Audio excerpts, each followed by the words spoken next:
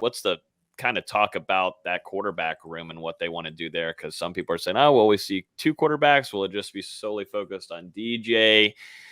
It just seems like, maybe Dabo's he just kind of said it last week in the press conference. Hey, it's open. Competition is here. This is what we've got to do. We're at this point of the season where, you know what? If you're impressing me the most, you just can go ahead and get the start. Yeah, he said that, and I believe it. But behind DJ is still, you got third year guy Tyson Pumachan, and then behind him, you got a bunch of walk-ons.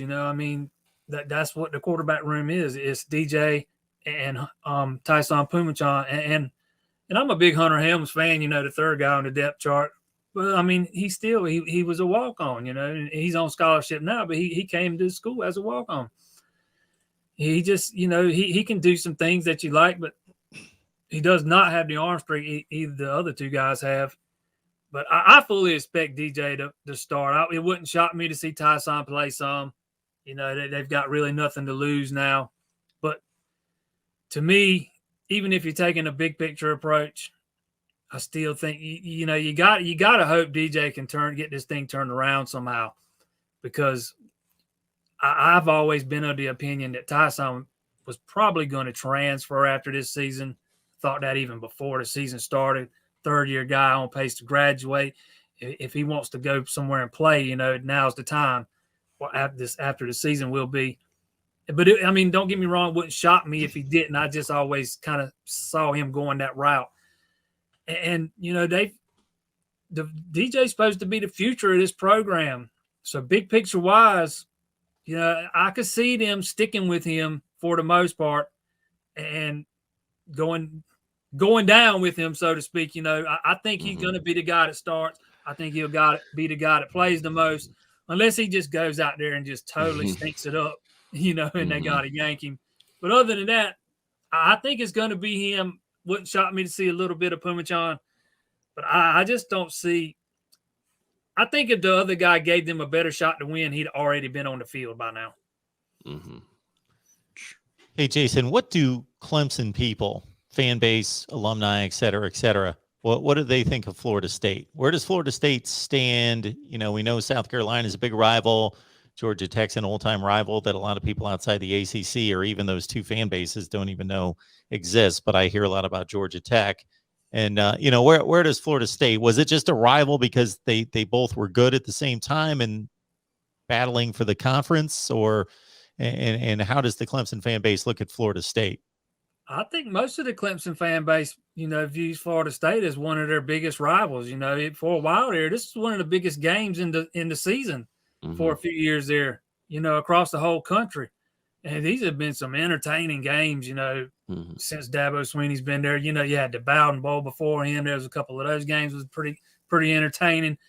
But most of the fan base, they view Florida State as one of their main rivals. Probably just right there under South Carolina. Clemson's dominated the series with Georgia Tech in recent years, North Carolina State in recent years. And even though they got a winning streak against Florida State, Florida State used to be the king of this conference and was for a long time. So, most of the fan base views Florida State as a legit rival. And this is one of the biggest games on the schedule every season. Even during the last few years when Florida State's been down, most fans still view this game that way. For FSU and us covering Florida State, we're all looking at what, obviously, how can Florida State take advantage of Clemson? I do that with every opponent every week. But obviously, number one, defensively for Clemson, they're no joke whatsoever.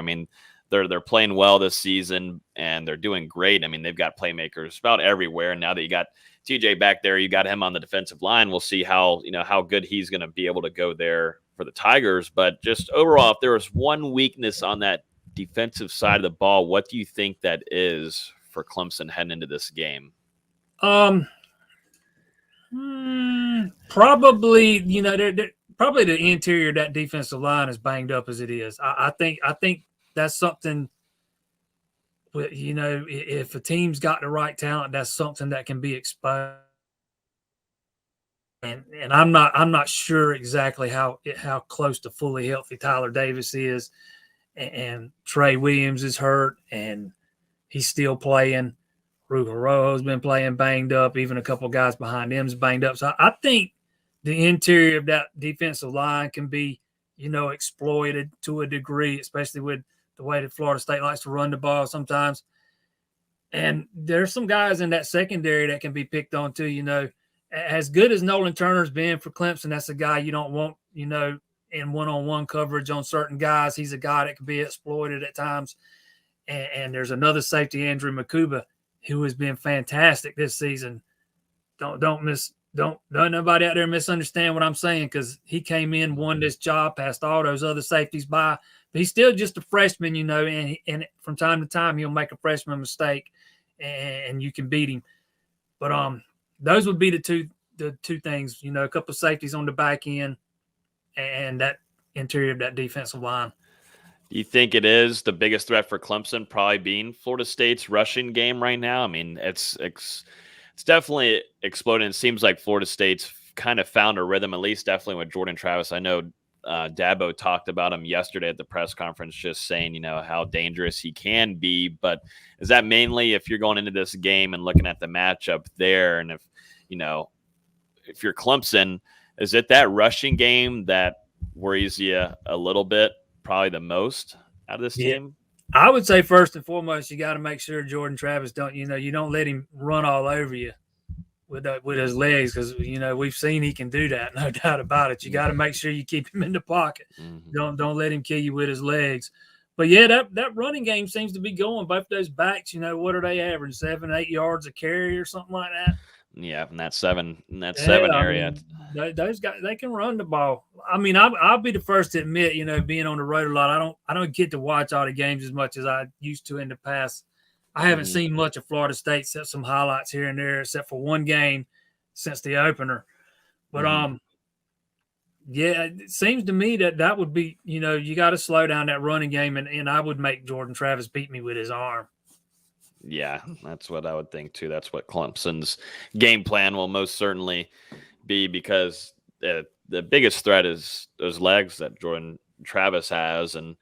But the thing is, I think overall, at least from Tallahassee and everybody talking, it's all about Clemson's defense, and if Florida State can put some points on the board, and we'll see. That's why I think it will be a really good game this upcoming weekend. Magic number's 20. Get there, you ought to be good to go. Yeah, I know, right? I know. Clemson hasn't scored 20 in regulation against a Power 5 team yet. Isn't that crazy? Yeah, they haven't. The only time they got over 20 was in the double overtime game against North Carolina State. Yeah. Wow. Yeah, 5 games in the ACC, plus the Georgia game. Wow. Right. I think they could still be playing against Georgia right now and not have 20. I kept, watching this team from week to week, I see the one self-inflicted wound after another, the missed block on the offensive line, or two offensive linemen blocking the same guy, like on that shovel pass the other day, or the big drop on third down, or DJ overthrowing a wide open guy by 20 yards. It's just one thing after another. The critical penalty on the defense on a third down stop that extends a drive. It's just one thing after another. And for a few weeks there, watching all those self-inflicted wounds, I kept thinking that, this offense is going to come out of it at some point, because you see the talent and you think they can't just keep making these same mistakes over and over and over again. But they sure do, and they sure have. They have it's the same thing week in and week out. And I think, listening to those coaches talk, it's starting to sound like they don't really get it either. It's this starting to weigh on them too. Tony, for weeks we were told, that explosion's coming. It's coming. It's coming. Mm-hmm. Now they'll say, we think it's coming, but we're not sure when it's going to come. Yeah. Yeah, it might come in the spring game next year. Maybe that's when we'll see it. Maybe so. They do got one game left against UConn, so.